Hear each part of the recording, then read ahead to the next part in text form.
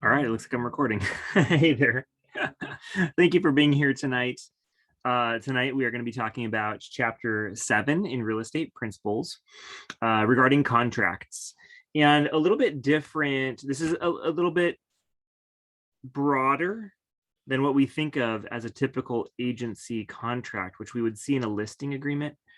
But this is a lot more broad. Now, again, for principles, we're looking at the foundation, not just the foundation of real estate, but the bits and the pieces of the foundation, the pebbles inside that concrete of the foundation. And so we look at contracts in chapter 7 a little bit more broad, and even more so in the degree of contracts as they relate to all business, not just real estate. Now, I will dive in a little bit deeper than the chapter this week, or help give a little bit of explanation to help clarify when you do go through and read the chapter. So let's go ahead and kick off. Let me share screen here and start going with the notes. Contracts are super important in business. And what we'll find out here, not just in this chapter, but if you ever take another business class, so many contracts are done verbally, and it's actually legal. You can have a verbal contract and have it be a legal binding agreement. Now, in real estate, we have some other specific requirements. But in general, if you're talking to a friend and you say, hey, I'll meet you at the bar at 8 o'clock. The first round is on me. And they say, oh, great. I'll see you at 8. I look forward to having that drink with you. That's actually a contract. That's actually a binding agreement, believe it or not. It was verbal, but there was specifics: where you're going to meet, what time you're going to meet, what's going to happen, and you promised to actually pay somebody for showing up to meet you, right? You're going to give them a drink. You're going to buy the first round. What happens when they show up and you're not there? Could they actually sue you for that drink? Technically, yeah. Now, of course, somebody wouldn't go through, the court system to try to resolve a $10 dispute. But that being said, that would be a valid contract that could be held up in court. So, chapter 7, I want to kick off with the idea of two types of contracts that the chapter starts with: bilateral versus unilateral. Bilateral is what you think. We're talking about two parties involved. Okay. So this is the typical contract when we're talking about real estate, the bilateral contract. Now, this means that buyer and seller are both agreeing to do certain things. The seller is agreeing to sell the property at a certain price. They're agreeing to deliver the property after the escrow is complete. The keys and whatever else is, goes along with property. The buyer is promising a certain price, bringing the certain number of dollars into escrow, that they will complete their inspections and their requirements within certain timelines. They're requiring, or they're promising to bring in a certain dollar amount for a down payment, for a security deposit, and they're going to follow through. And at some point, if they actually don't follow through with that, the contract may stipulate that they lose money, from the buyers. So that's a bilateral contract. Both parties are looking to, what's the other word? A promise for a promise. Both parties are agreeing to terms. A unilateral contract is a little bit different. One, right? Let me dive a little bit deeper. Even still, two parties is a promise for a promise. I just said that. You do this and I'll do that, right? The unilateral contract, sorry, I should just kind of do this. It's getting all messy now. That looks kind of artistic. The unilateral contract involves just one party, and what they're looking for is not a promise. The unilateral contract is actually looking for an action. It's a promise for an action. I'll give you an example. Again, this is not typical in real estate, right? In real estate, we're talking largely, almost always, a bilateral contract. But so you understand the difference. The unilateral contract, classic example, is when you're walking down the street and you see a lost dog sign on a pole. Now, I was walking with my daughter through the park one day. This was years ago now. And we come across this thing, and she looks at the pole and she goes, oh, Papa, The doggy's lost. Let's go find the dog. And I was like, well, sweetie, people put posters up and it's really sad. And we've always had dogs too. And we have dogs and it's always really sad when people lose their dog. But, chances are, we're not gonna be able to find it here in the park.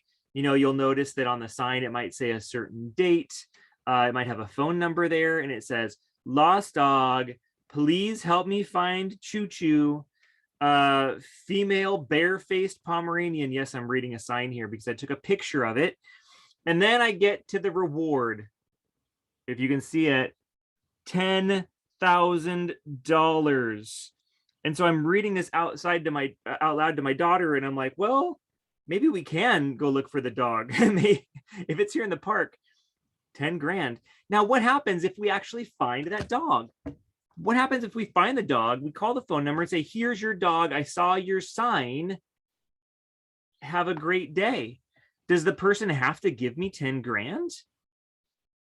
They do. That sign on the post in the park, wherever it's at, that says reward $10,000, please find Choo Choo, is a unilateral contract. It's a contract that says, hey, anybody out there that sees this sign, if you act, right, we're looking for an action.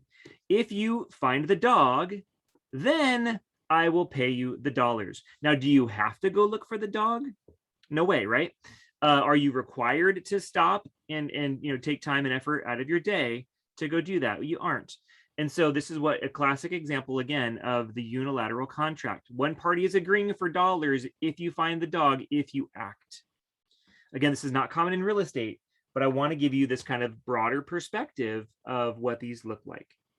This could come up, though, in the negative, right? One of the things at the Department of Real Estate, or you'll see in the quizzes for the book or the final exam, it'll ask you the opposite of the question, right? Which one of the following is not a bilateral contract? Well, listing agreement between agent and seller, sales agreement between buyer and seller, employment agreement between broker and agent, lost dog. We know that's a unilateral. It is not a bilateral contract. Another kind of classification of contracts is the idea of express versus implied. When we learn about this in the perspective of real estate, it almost kind of reads like a warning. Do not enter an implied contract. Get everything in writing. Now, if I call you up, and I'll repeat my example here. If I call you up and say, will you meet me at the bar tonight at 8 o'clock? The first round is on me. And you say, great, sounds good. You're agreeing. I'll see you at 8 o'clock. I look forward to the drink. I've actually said something specific. I've promised certain terms, right? Showing up at 8 o'clock at a specific place and what I'm going to do. And you have also then received or accepted that promise. Yes, I'll see you at 8 o'clock. I look forward to it.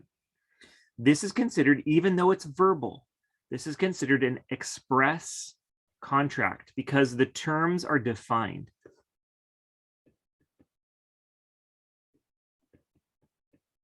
Now, there's a lot of things that come into play here, right? Are we talking about a beer? Are we talking about a pint or like a yard house, right? Are we talking about, a mixed drink or a top shelf drink? Right, I didn't completely cover every potential conflict that could come up in this simple agreement, this simple contract. But that being said, we have specific terms that are defined. This is an express contract. In real estate, we're always looking for express contracts. Again, verbal is this gray area. Let me give you an example of an implied contract. I call you up. You're a new real estate agent. And I said, hey, it's so great to meet you outside my house. Thanks for, knocking on my door and telling me how much my home is worth right now in the market. The market's crazy, right? Can you look for some properties for me to purchase? If I were to sell my house and move, I'd be looking to move in this certain area and probably in this certain price range. Can you send me some of those properties? Now, I am not signing a contract. I am not even promising that you'll represent me if you find me that property. But this is where we have confusion, right? If I do, in fact, after the fact, this would be called ratification after the fact. If I do like the property you sent me, I do buy it from you, you represent me, that would in essence say that, yeah, there was an implied contract there.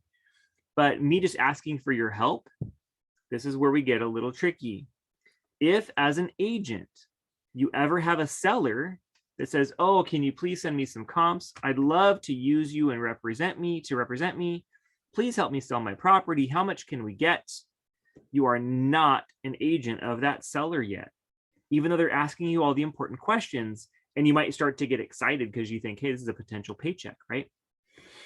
This could be seen as an implied contract. So you have to clarify. And in real estate, by and large, we have to have it in writing, which creates an express agreement. So the implied part is kind of this kind of loose asking, you're a professional in a certain field. I know you're a professional in that field. I'm asking you for your help. This could be considered implied, but that's why your broker and the DRE and all of the laws basically say whenever there's agency involved, it's got to be in writing. It has to be express. All right, so the difference between express, again, we're talking about terms defined, could be verbal, could be in writing, but the implied is going to be a lot like less specific. I'll just put that. Or maybe not specific at all, to be an extreme. There's another couple of terms that come up that I wanted to go through with you. Let me separate out these sections. I didn't set up my page very well, sorry. Valid, void, and voidable.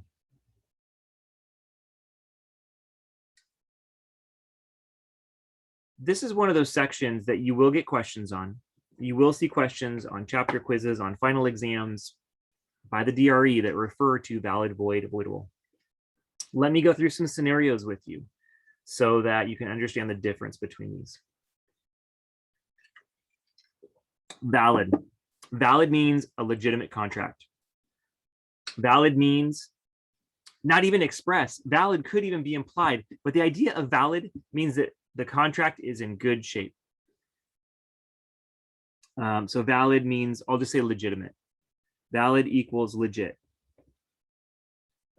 Which means, by the way, if you don't do what you say you're going to do, you don't do what you promise in that contract, that valid contract, that legitimate contract, you could be sued for performance, for not doing what you're supposed to be doing. You could be sued for damages, meaning you have to pay somebody for their loss in the situation. So a valid contract means a legitimate contract. Both parties, maybe not always clear, but both parties are in it and involved. Void. One example, if it can help you remember right off, one example of a void contract is an illegal purpose.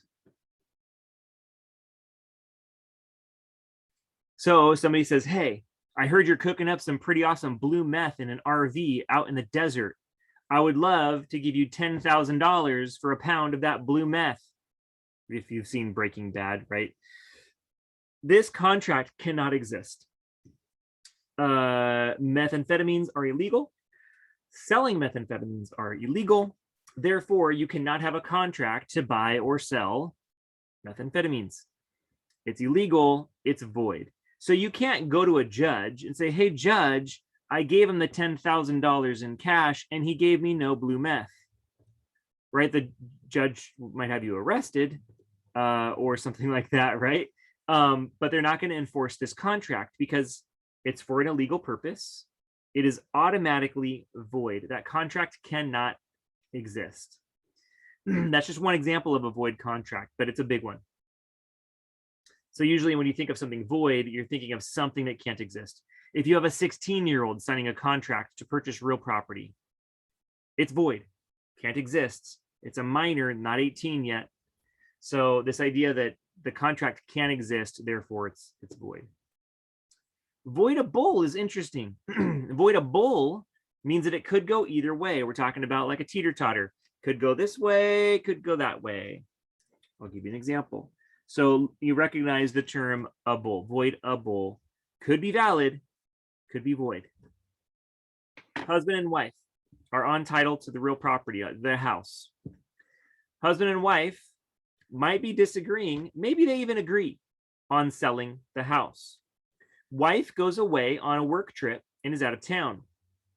Husband signs the listing contract with an agent, and the agent starts marketing the property because he has the listing agreement in hand. Can the property be sold? Can the agent represent the sellers and actually sell that property? Again, husband and wife, two people, but only husband signs the contract. See the missing piece there? But you might think, well, the husband can't just do that. The wife also has to be a party. Yes, right? But it's not void. It's voidable. So here we have husband signs the listing contract. The agent goes out and puts it on the market, puts it on the MLS, puts a for sale sign out front of the house, starts holding open houses. The wife comes back from her work trip. Here's the important piece. Wife signs the contract. Now husband and wife are both on the listing contract, both sign the contract to sell the property. Are we good? That's valid. It's a legitimate contract. What if wife comes home from work trip and does not sign that contract? She says, no way are we selling the house yet. We have to find somewhere else to move to. We've got to, do X, Y, and Z before we sell the house. Now we have a void, right? It's avoidable. It could go either way. So if wife comes home and signs it, community property, husband and wife both sign it, we're in good shape. But if wife comes home and does not sign it, now the contract goes away. It's void. Voidable could go either way. All right, so that was just a couple concepts I wanted to hit right off the bat because the book talks a little bit about these. And again, I'll reiterate here, in real estate, bilateral, almost everything is bilateral. Express contracts are super important, and that's why especially almost every contract in real estate has to be in writing. And this idea of valid, void, and voidable, right? This idea of valid, it's legitimate. Void, it can't exist. The court will not uphold that contract if it's void. Or voidable, it could go either way. Let's take our next step in talking about a couple of requirements that contracts need. Now, this section, before I jump in, contract requirements.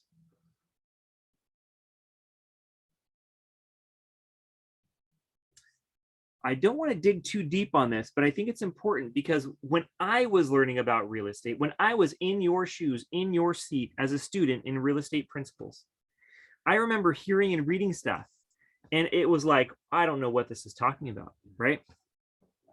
Some of those concepts, even after working in the industry, like this concept that I'm about to talk about, they weren't really like right in front of me as something that I needed to know. It wasn't like it was affecting my business. I was able to sell property and make money without memorizing these parts of the law. So you might be thinking, well, then why do we have to learn about it, Rick?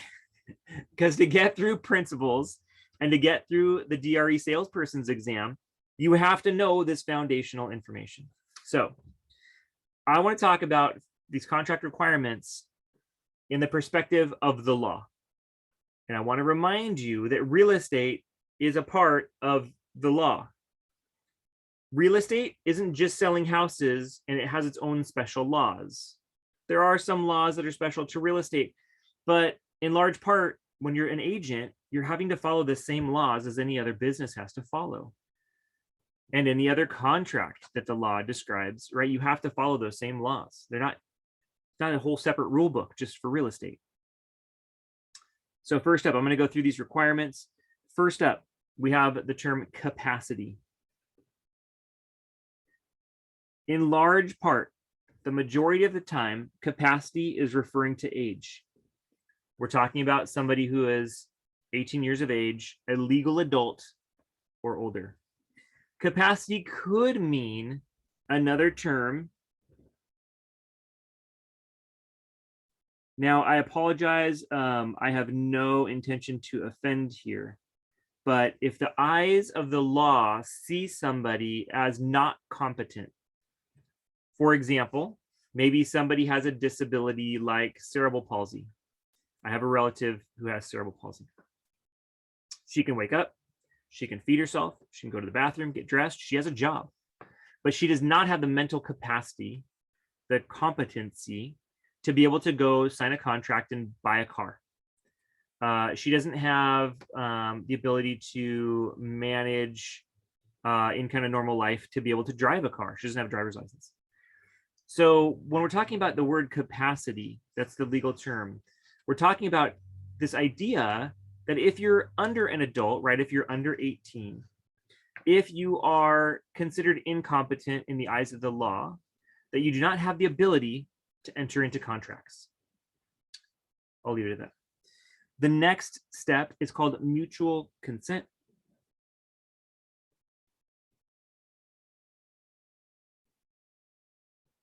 Now remember, we're not talking about specifically to real estate right here. We're talking about every law, every contract. When you go out and you sign up for your cell phone service, you go and buy a new car, you go and purchase a used appliance at a shop, a repair facility, you're entering into the contract with these things. We do this all the time as adults. We might not think about it, but we do. Every time you click I accept on that app on your phone, right? That free game that you click I accept on, it goes through these requirements of a contract. With mutual consent, we're talking about basically offer and acceptance. One person or one side is offering something, the other person, the other side is accepting it. The video game on your cell phone, that app that says you can play this app for free, but every 2 minutes, we're going to show you a 30-second ad for another game. And you click, I accept. I'm willing to watch these ads to try out this game for free. Maybe if I love the game, then I'll go actually pay the $2 or $3 to have the game with no ads. But when you click I accept, you might also be accepting other terms that you're not reading, because I know you're not. I know you're not scrolling through that thing and reading all those lines, because it's like 15 pages of legal language, right? Even on the bigger apps that we use more frequently, like social media apps, those are long contracts that you are accepting when you click I agree. More recently, it's become more common knowledge that, you know, when you're posting photos on those platforms, that you're not the owner of that photo anymore, right? Facebook, Instagram, any of those apps can actually keep and control and maybe even sell your images. And you can't do anything about it because you clicked I accept. There was mutual consent in that contract. Under this area of mutual consent, this relates to real estate, right? But this also relates to all of the business. We have the concept of fraud. I like to think of the term fraud as a lie. Now, it can be much, much bigger than that. But for me, when I think of like, what is a fraud? What is fraud? It's like purposeful. So when we're talking about actual fraud, we're talking about an intent, right? You're actually trying to deceive somebody.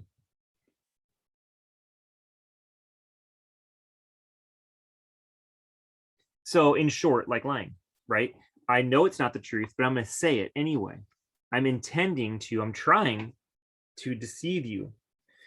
This is the bad, there's not a good fraud, but this is a really bad fraud, right? Especially as a licensed professional in a field where somebody might act based on the knowledge that I'm giving them. So this is a bad one, right? This is where, you know, agents can go to jail for actual fraud. There's also something maybe a little bit less of a bad fraud is called constructive fraud. I'm videotaping this too, right? This is awesome. Rick said that fraud was good. I'm not saying that fraud is okay. But a little bit less serious is called constructive fraud. And an example of this is when you might make a statement that's just incorrect, a false statement.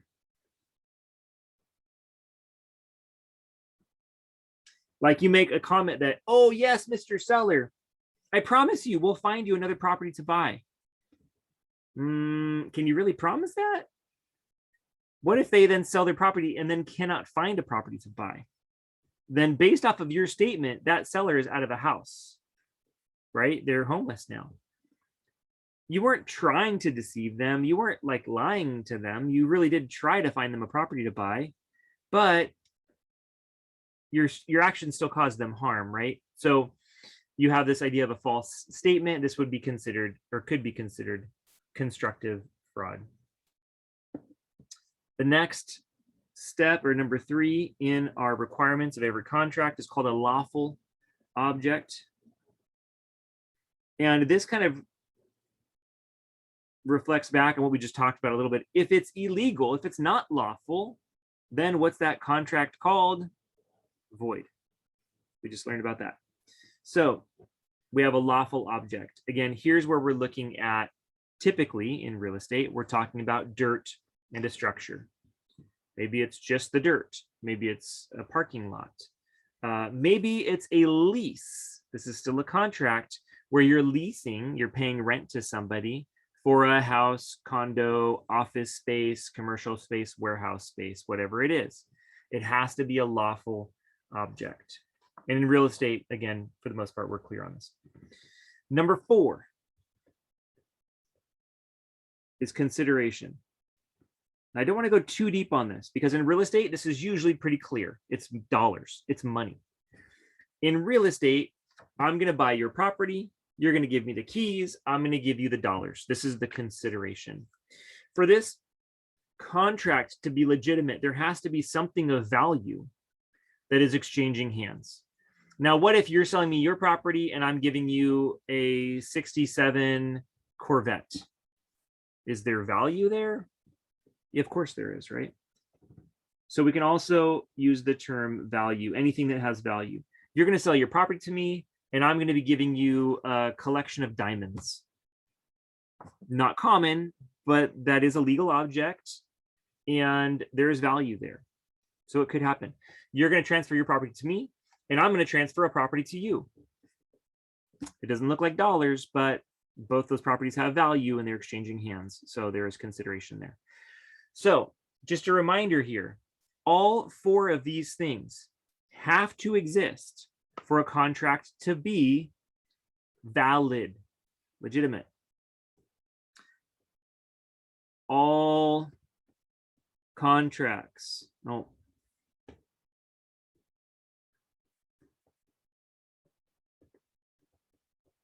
Got that? All contracts have to have these 4 things. If one of these 4 things is missing, it is not considered a valid contract. Here's where we get our number 5, and this is specifically in real estate, right? So this is in real estate. I'm sorry, this number 5 applies to real estate. This step number 5 is not a requirement of all contracts. It is a requirement of some contracts, real estate. The contract has to be in writing.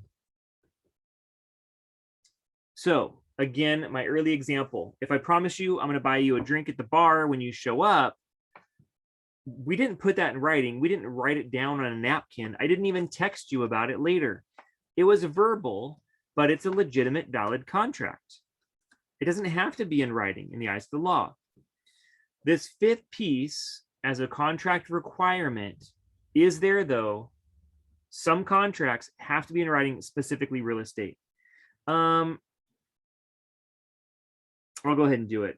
I was trying to make a choice here on if I wanted to go through this with you.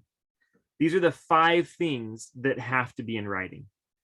If there's a contract that has to take longer than a year, so here's where we would have a typical lease, potentially, for real estate.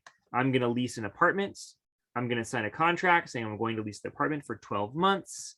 It's going to be happening in excess of a year. We have a signed document.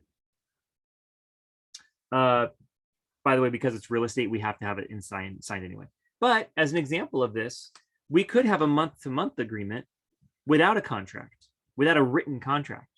So if I pay you rent and you let me into the house and give me keys and don't sue me to leave, then we actually have an agreement. It's called a month-to-month rental agreement.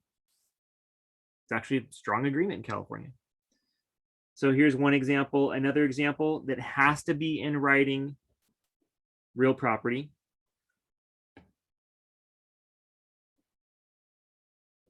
And here's, I don't want to keep repeating myself. If there is a lease,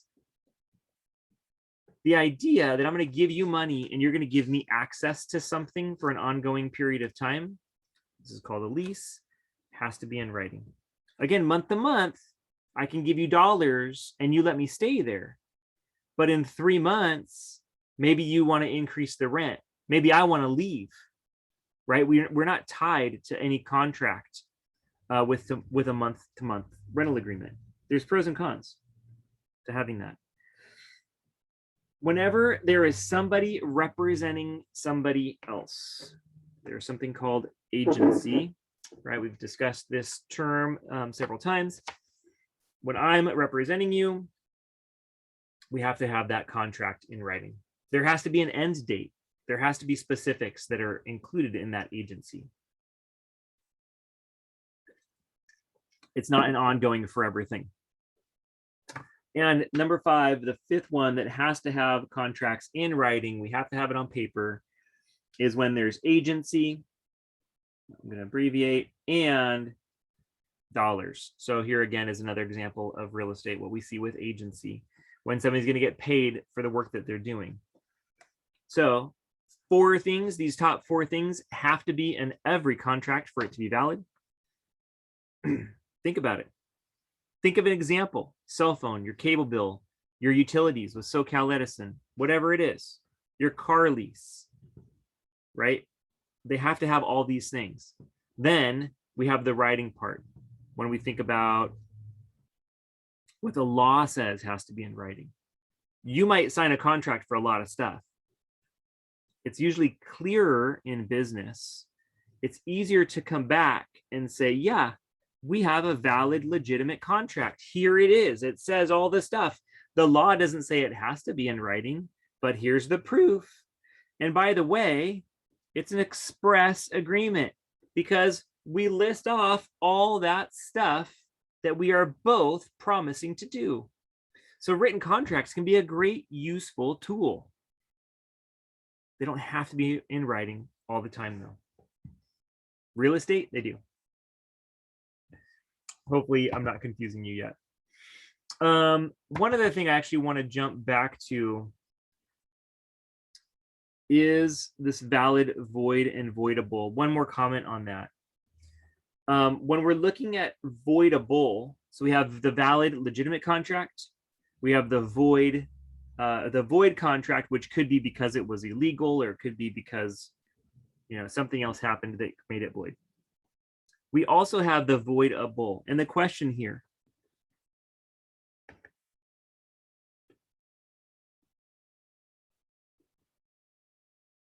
will a judge enforce the contract? This is the question that's asked in this. Is it voidable? Will a judge enforce it? So when you take a contract to the judge and you say, hey, judge, I have this contract. The listing says I can start selling their house. Husband signed it. Wife never signed it. The judge says, sorry, you have to have both signatures for it to be valid. If the wife signs it, you're in good shape. If the wife doesn't sign it, you're not in good shape. It's voidable. Will the judge enforce it? The answer is no. So that's something we can ask when we're talking about this idea of void or voidable. A couple more terms I wanted to discuss with you as you're reading through, just to be clear with you as you go through. Again, I know as you're learning about real estate and these foundations of real estate and the pebbles in the foundations of real estate, you're also reading a lot of new terms, not normal English terms. You're reading a lot of words that are legal terminology that maybe have come or are in Latin. Again, not normal English speaking language. And so hopefully talking about them in this way, discussing their importance can be helpful for you as you learn through some of these pebbles of the foundations of real estate. The next term is called a discharge. This might sound bad, but it's really just the term that says, again, we're talking about contracts in this chapter. Chapter 7 is all about contracts. The discharge says the contract is done, right? It doesn't necessarily mean bad, but it's done. The contract doesn't exist anymore. So it could be that maybe as a listing agent, I put your property on the market, we get a bunch of offers, we sell it, you're happy, you walk away and buy another property, I go on and represent somebody else. The agency has completed, it's done, that is still considered a discharge. Again, don't think of that as being a bad word. So if as an agent, I performed my duties, as a seller, you did what you said you were going to do in this contract. We've both performed and done a good job. The contract is now done. It's discharged. It is possible too that you could agree. Two people in the contract say, hey, we want to be done. So we could have two parties, seller and agent, say, hey, we want to be done here. Let's both walk away. There's a couple different ways this can look, and I want to go over a couple different terms and explain them shortly with you. One is called a rescission. This could also happen. Some of these words could also happen between buyer and seller, but this means that there is a signed agreement to discharge the contract. So I'm representing you and you say, I don't want you to represent me anymore. We both sign. It says, oh, no more agency, no more selling. We both walk away and go live our happy lives. Signed document called a rescission. It ends, it discharges the contract. Another type of discharge, which could happen in an agreement. This happens between buyer and seller.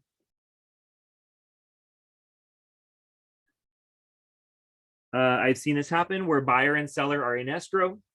Buyer is trying as hard as they can to get that loan, but the credit's bad, or they don't have enough down payment, or something is wrong, too much debt. They cannot get the loan.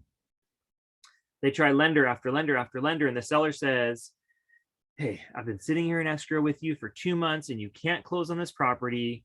It's time to move on. Let's agree to be done with this sales agreement, this sales agreement, yeah, between buyer and seller. Let's cancel it. Here's where in some situations, and the contract stipulates when this happens, but in some situations, this is where the buyer might lose the good faith deposit, also called earnest money deposit. So the buyer, when you open up escrow, puts in some amount of money to show the seller that you're serious and that you intend to move forward and buy the property. Again, good faith deposit or earnest money deposit. The buyer puts that money in and says, hey, seller, this is for you. I'm giving it to you early. Now, if something goes wrong, I might be able to get it back. But otherwise, we're moving forward and I want you to have this good faith deposit now to open up escrow. Could be 5,000, could be 10,000. Maybe if you're really serious as a buyer, you put in 50 or 100 grand. Maybe it's dependent on the price of the property too. So the good faith deposit, if the contract is canceled, right, the buyer can't perform, it's possible that they could lose that deposit. I just want to remind you, if you have any questions that pop up, please feel free to put that in the chat. And I will make sure to answer those along the way, or at the end here, I'll also open up and we can just have a conversation too if there's other questions. Another type of a discharge that would end a contract is called an assignment. This type of agreement to discharge a contract is not typical, is not normal in real estate. Sometimes we see this language come up in loans, like I own the property, I'm selling the property, and I'm going to assign that loan over to you, which means that then you can continue making payments on it just as if you were me. Most banks don't like that. And so assignment is not so common and very, very rare in single family. The only time or two that I've seen it was more with larger commercial financing properties. And as an agency, if you have a contract with me and I'm representing you as your agent, I can't assign that and just give it to another agent. So again, we do not see assignment typically in real estate. So this could be one of those example questions like, which one of the following are valid ways to discharge a real estate agreement? Rescission, right? You sign and agree to back out. Cancellation, the buyer doesn't perform and has to lose that good faith deposit. Assignment, the answer is no. You cannot do an assignment as an agent in real estate because you signed a contract with me. That's my services. That's Rick Boone and my broker. I can't just go and give that contract to somebody else to do for me. Novation. And I don't even want to go into this. This is one of those terms. I keep trying to make this N more pretty and just gets worse and worse. This is one of those terms that you have to recognize for these classes, and then you'll never hear it again out there in the real world. So novation, just to make sure everybody's on the same page, think about the word nova, meaning new. And all I'll say about this is that we've talked about several ways just now of ways that a contract can be discharged, either by performance, the contract, everybody does their stuff and we're done, or by an agreement, we're going to cancel this agreement with an agreement because of rescission, cancellation, assignment. Novation, and this term about a new contract with novation, is basically going to be required whenever a contract is discharged. So if I'm your agent and that agency expires and I don't represent you anymore, we're going to have to sign a new contract. If I help you sell a property and the property closes and everybody performed and the contract is done, and now you want to sell a different property, that's going to require a new contract. So we have this term novation, again, just meaning the word new, think of new, nova, so that whenever there is, in essence, a canceled agreement or a discharged agreement, and in certain circumstances, will also require the creation of a new contract in its place. This is the word I couldn't think about earlier when I said sales contract. The purchase contract. That's our next term here.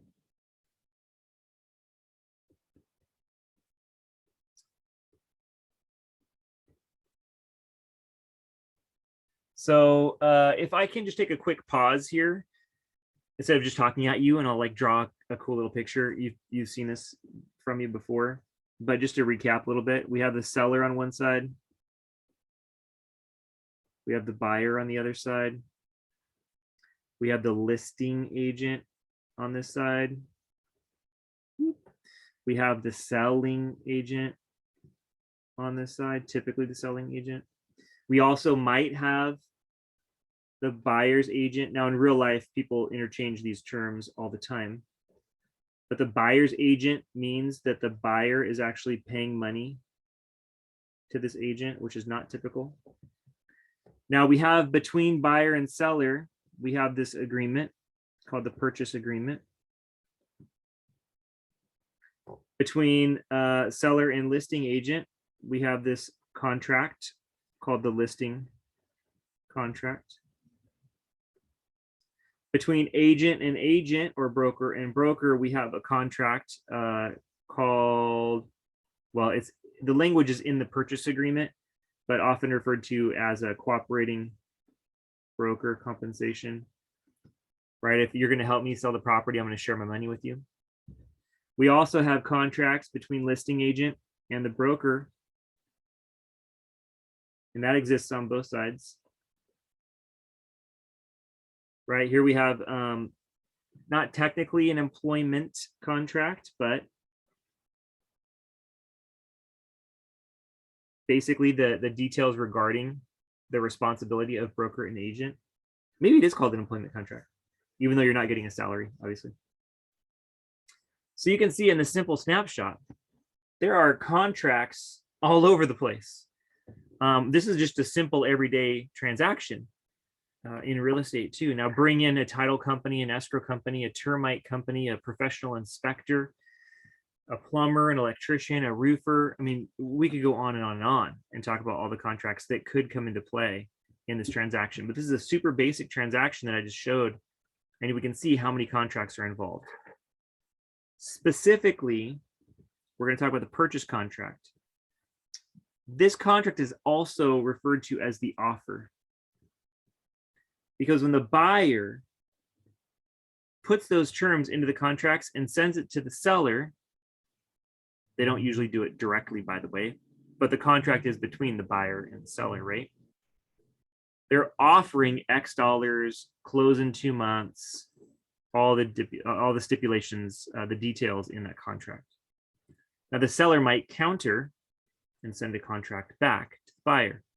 But this purchase contract, also called the offer, we're talking about the relationship or the details going back and forth between seller and buyer. Real world, pause, real world, the communication, I'm gonna use a different color here. I'm gonna air my coffee drink here. Real world, it goes like this. I'm gonna mess up my own drawing. Buyer sends contract to selling agent sends contract to listing agent sends contract to seller. Seller says, I want more. Seller sends it back to listing agent, back to selling agent, back to buyer. Super inefficient, right? But this is real life. This is how it works when we're talking about communications in a typical transaction. Are red arrows there.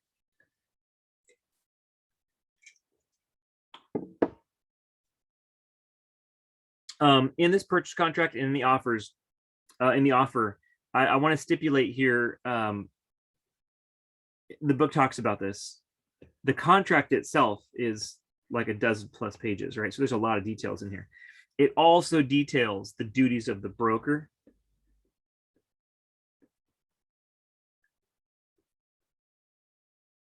Now it does specifically talk about the relationship with the buyer and seller, the property itself, what is changing hands, how much, how long. But there can be details of the broker involved in this contract as well. In this contract, so like the commission, for example, is mentioned in this contract. But the idea that a broker is involved, and with the red arrows I just showed you, even though the client, whether you're representing the buyer or the seller, they're a lot of times relying on your information and your knowledge as an agent. You're the specialist, right? You're the pro in the scenario. It is so important that when you're dealing with offers and purchase contracts, that as a broker, as a licensed agent, and the DRE can use those terms interchangeably, that as a salesperson, you are not giving legal advice.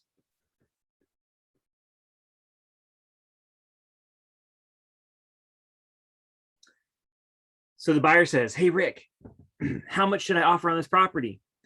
And I can say, well, here's a couple other properties next door and across the street that are also on the market or that sold last week. This gives you an idea of what the property might be worth. If it were me, I would offer 900,000.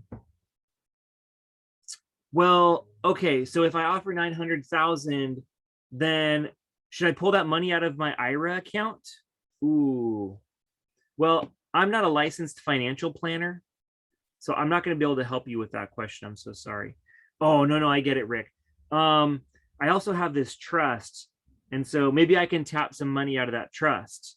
Well, maybe you could, but I'm not a lawyer, so I can't really give you advice on where to take the money from or what kind of legal responsibilities you have in your trust account. Yeah, that's a good point. That's a good point. What if I borrow money now and at the end of the year I can claim it as a business loss on my taxes, and then I get to write off the loss, so then I have to pay less tax? Oh wow, I've heard of some people that do take business losses on their accounting at the end of the year, but I'm not a licensed CPA or a licensed tax preparer, so I can't really give you insight or give you any input on that. I'm so sorry, I won't be able to help you with that.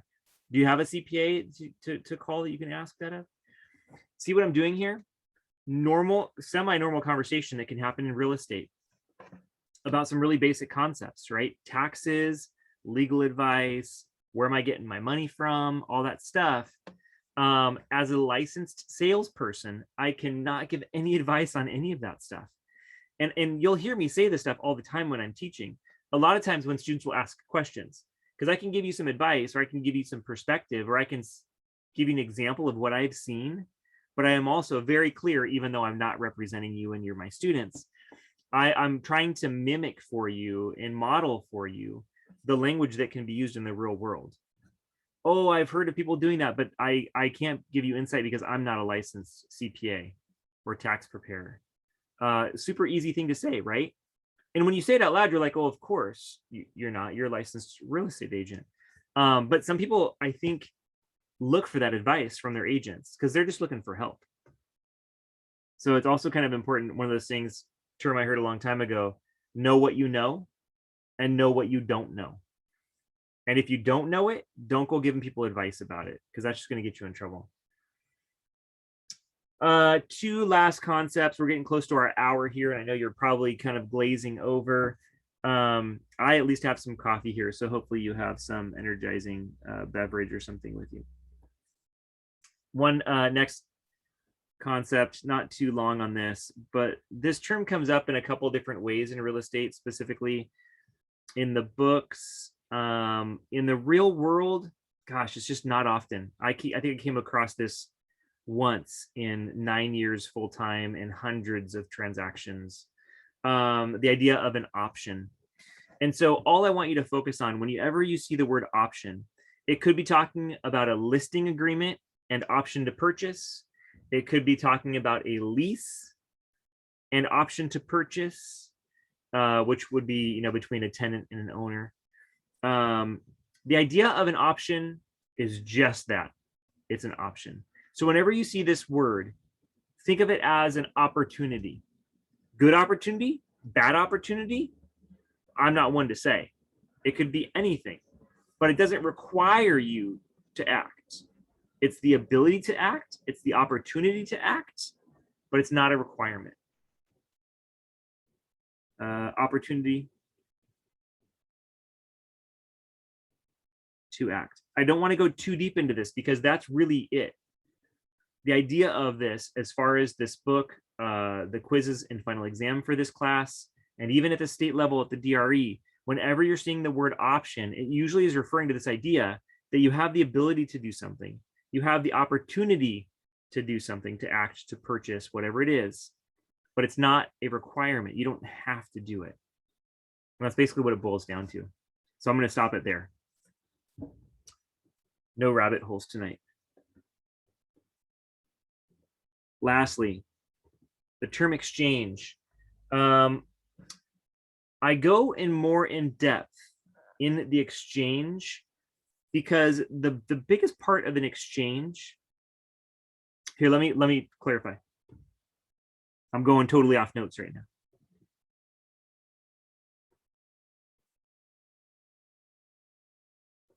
The concept of an exchange is easy. I have a property. I want to sell it. You have a property that you want to sell, and we're just going to exchange them. Now, that's the concept of an exchange. I have something, you have something. Let's switch. And it's that easy. So the idea of an exchange isn't complicated, but when you start thinking about this, obviously it's complicated. We're talking about two different houses with different dirt, different locations, different prices, different sizes, different bedrooms and bathrooms, different stories, different pools, different everything, right? And especially in residential real estate, there's always differences that happen. So the concept of an exchange is pretty easy. The actual real life way that exchanges are done, it really comes down to the tax law. after I told you that I'm not a tax advisor and not a CPA. It's something called the IRS Section 1031 Tax Deferred Exchange. Long name. Basically says that if you own property as an investment, not your single family home, that single family home that you sell and you make money on, that might be tax free for you. That net, like if you're single, you've heard these numbers probably. If you are selling your single family home, you've lived there for 2 out of the last 5 years, and you sell it, you may be able to make $250,000 as an individual. Or if you're married, you may be able to make $500,000 on that sale and not have to pay tax on it, right? That's only if it's your primary residence that you're living in.